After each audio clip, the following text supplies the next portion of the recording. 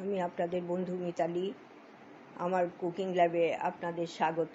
একটা নতুন খাবারের সঙ্গে পরিচয় করাবো।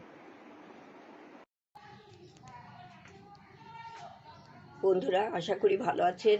আমার কুকিং ল্যাবে আপনাদের স্বাগত। আমি সঙ্গে আছি মিতালি। আমি এখানে আজকে একটা ইউনিক চিকেন কারির রেসিপি নিয়ে এসেছি। পরে নামটা বলবো, আগে দেখে নিন। আর এইখানে 700 এরকম মতো চিকেন পিস রয়েছে, 700 গ্রামের মতো। এর মধ্যে আমি এই গোলমরিচ দিয়ে দিলাম 1 চামচ, চায়ের চামচের 1.5 চামচ মতো হবে।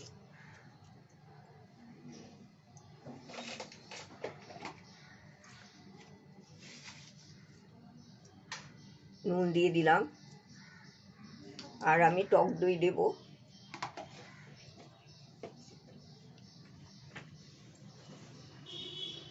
বাটিতে আছে, দেখো উপরের তাকে বাঁদিকে বাটিতে ফেটিয়ে রেখেছি।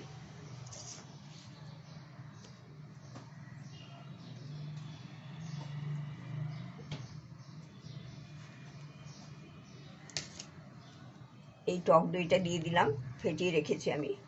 সেই টক দইটা দিয়ে এই চিকেনটা খুব ভালো করে মেখে নিতে হবে।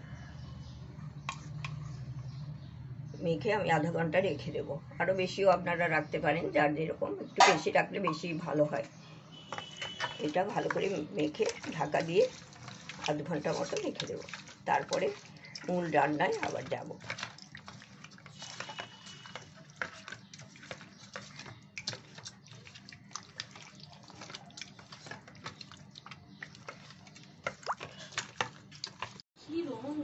হ্যাঁ, ওই জন্য তো আলাদা দিয়েছি।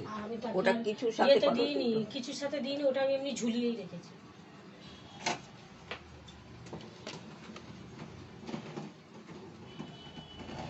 বন্ধুরা, এই যে আমি কড়াইতে সাদা তেল দিয়ে দিয়েছি, তার সাথে একটু ঘিও দিয়ে দেবো। আপনারা ইচ্ছে করে সম্পূর্ণটা সাদা তেলেই করতে পারেন। আমি অল্প ঘি দিলাম, এখন আবার পরে দেব। আর এখানে আছে গোলমরিচ, জয়িত্রী, ছোট এলাচ, দারচিনি, আর একটা শুকনো লঙ্কা। এটা আমি ফোড়নে দিয়ে দিলাম। এটা ফোড়নের গন্ধটা বেরোলে আমি চিকেনটা দিয়ে দিলাম।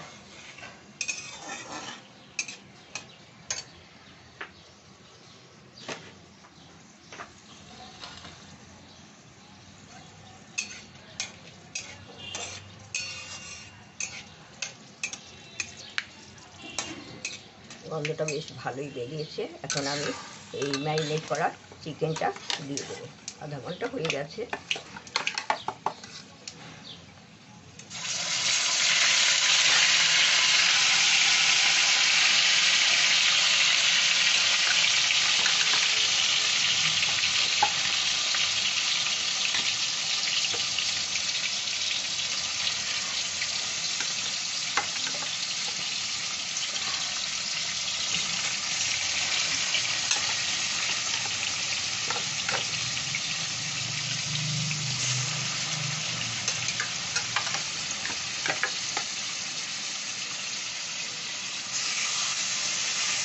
টুকরোগুলো বড় বড়ই আছে, তারা ইচ্ছে করে ছোট টুকরোতেও করতে পারে, অসুবিধে নেই কিছু।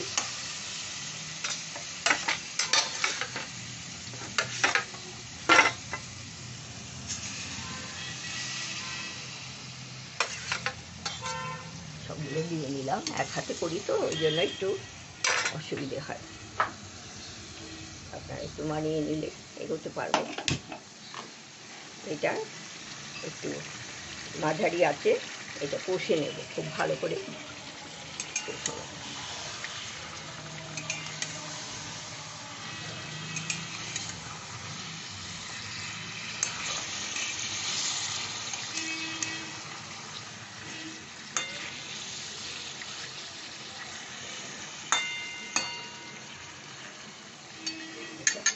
কষা হবে।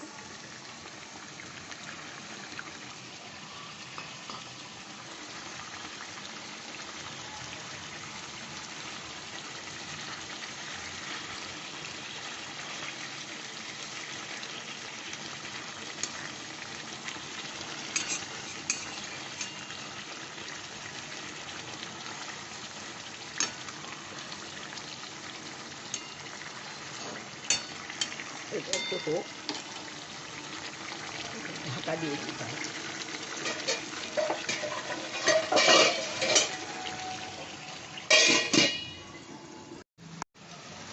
বন্ধুরা, এই যে এটা তো হয়ে গেছে। এখন আমি খানিকটা কষা হয়েছে, এখন আমি পেঁয়াজ বাটাটা দিয়ে দিচ্ছি। একটা মিডিয়াম সাইজের পেঁয়াজ বেটে নিয়েছি, সেটা দিয়ে দিলাম। এটা দিয়ে আবার বেশ একটু নাড়াচাড়া করব, তারপরে আবার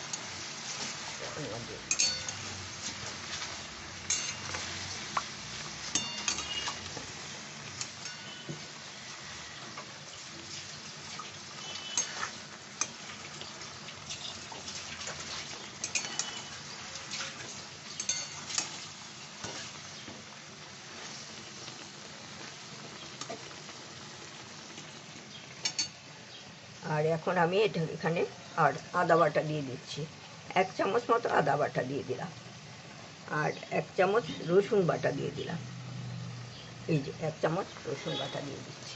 রসুন বাটা আর একটুখানি দেবো, সামান্য, খুব না।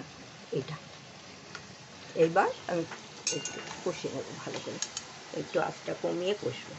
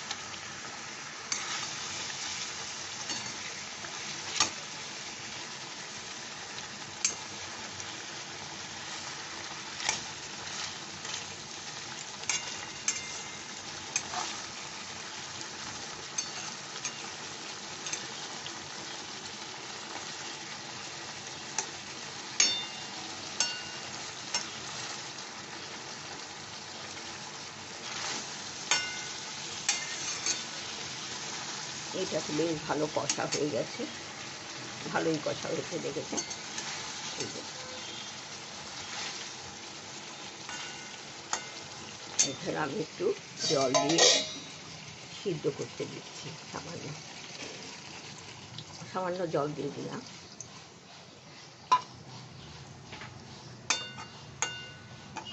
এবার ঢাকা দিয়ে আমি একটু রেখে দেবো। নুনটাও দিয়েছি, নুনটা দেখে আবার দিতে হবে। ঢাকা দিয়ে রাখছি। বন্ধুরা, এই যে আমি এখানে একটু ফোড়ন দিচ্ছি, পেঁয়াজ ফোড়ন। ওটা তো ইয়েটা সেদ্ধ হয়ে গেছে। এখানে সাদা তেল দিয়েছি, কাঁচা লঙ্কা দিয়েছি, তেজপাতা দিয়েছি। আর এই পেঁয়াজটা একটু, খুব একটা লালচে ভাজা হবে না, হালকা ভেজে নেব।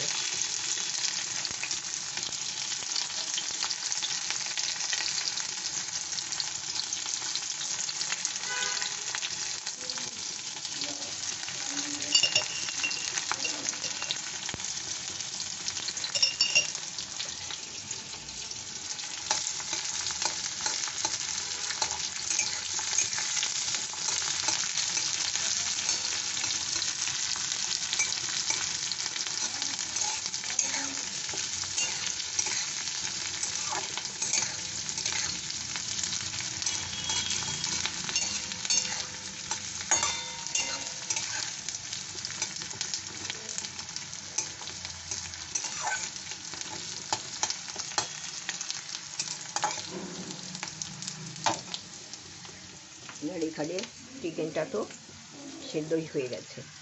এরপরে আমি এইটা দেবো, তারপর আরও ইনগ্রিডিয়েন্টস আছে সেগুলো দিয়ে দেবো।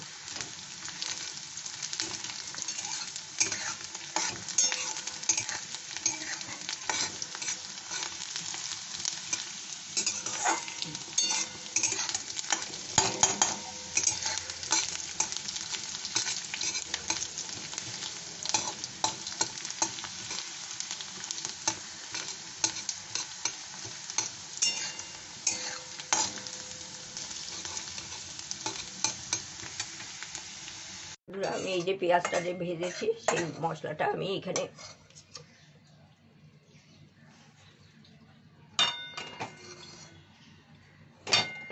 হ্যাঁ এই যে দিয়ে দিচ্ছি, সবটা মশলাই দিয়ে দেবো এরকম করে, তারপরে মিশিয়ে নিচ্ছি।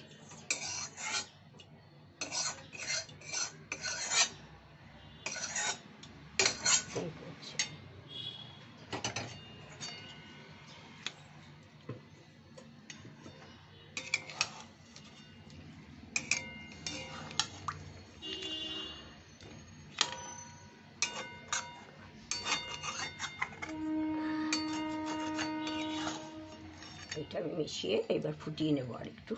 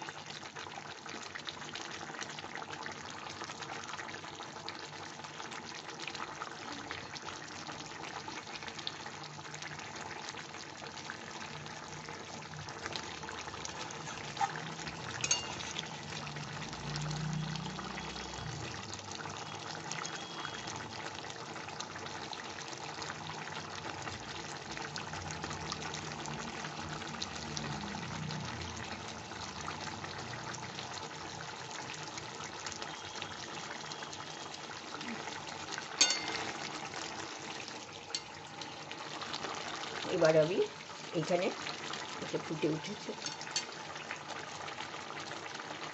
আর একটু ফুটিয়ে একটু কমিয়ে দিই।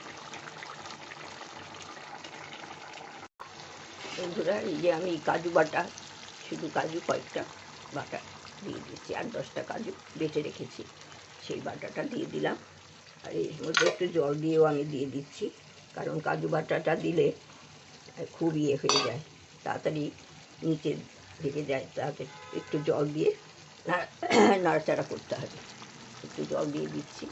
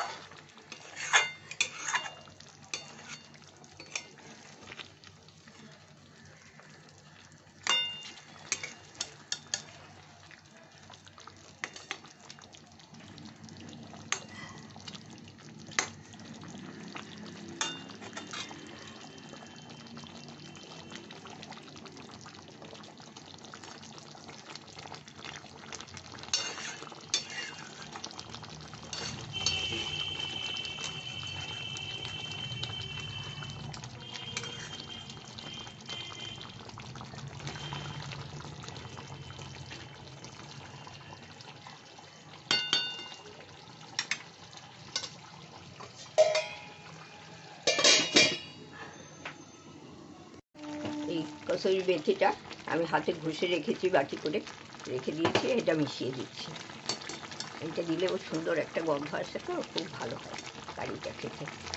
আর তাহলে এটার নাম দিলাম চিকেন রেশমি কারি।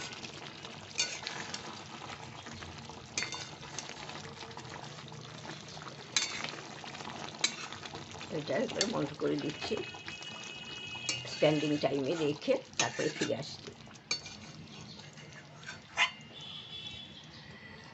খুব ভালো সিদ্ধ হয়ে গেছে, এগুলো সুন্দর সিদ্ধ হয়েছে। আর এটা একটু ঢাকা দিয়ে স্ট্যান্ডিং টাইমে রাখছি, তারপরে ফিরে আসছি।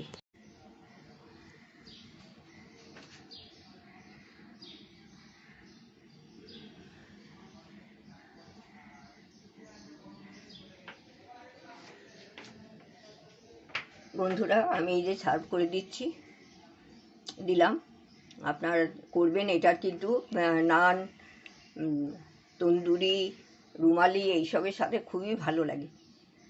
আর ফ্রাইড রাইস, পোলাও এইসবের সাথে ভালো লাগে। ভাতের সাথে অতটা এই প্রিপারেশনটা মানায় না, কিন্তু এর সাথে খুব ভালো, খুব টেস্টি। আর দারুণ গন্ধ বেরিয়েছে, ওটা তো আপনাদের দিতে পারছি না।